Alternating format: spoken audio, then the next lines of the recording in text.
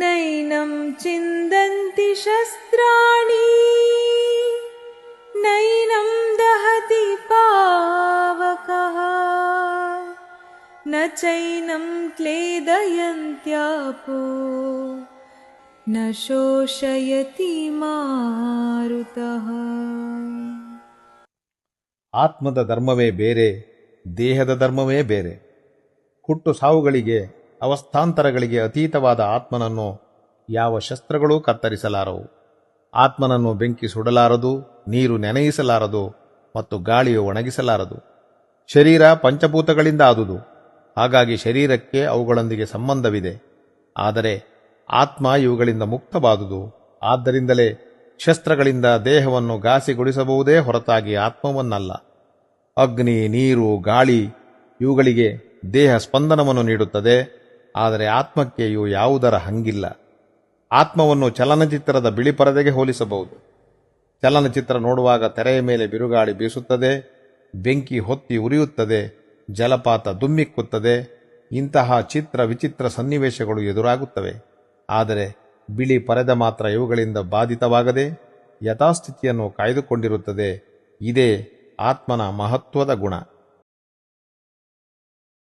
ಅಚ್ಛೇದ್ಯೋಯಂ ಅಧಾಹ್ಯೋಯಂ ಅಕ್ಲೇದ್ಯೋ ಶೋಷ್ಯಯೇವ ಚ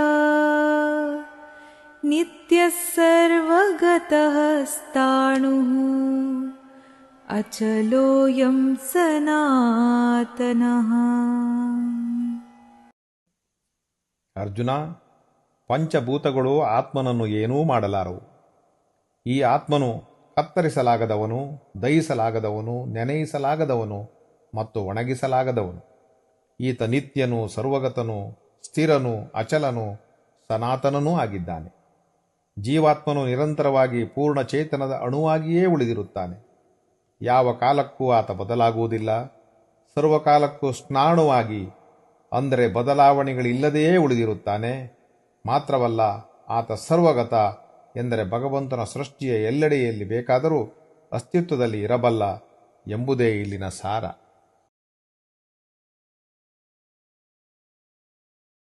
ನೈನಂ ಚಿಂದಂತಿ ಶಸ್ತ್ರಾಣಿ ನೈನಂ ದಹತಿ ಪಾವಕಃ ನ ಚೈನಂ ಕ್ಲೇದಯಂತ್ಯಾಪೋ ನ ಶೋಷಯತಿ ಮಾರುತಃ.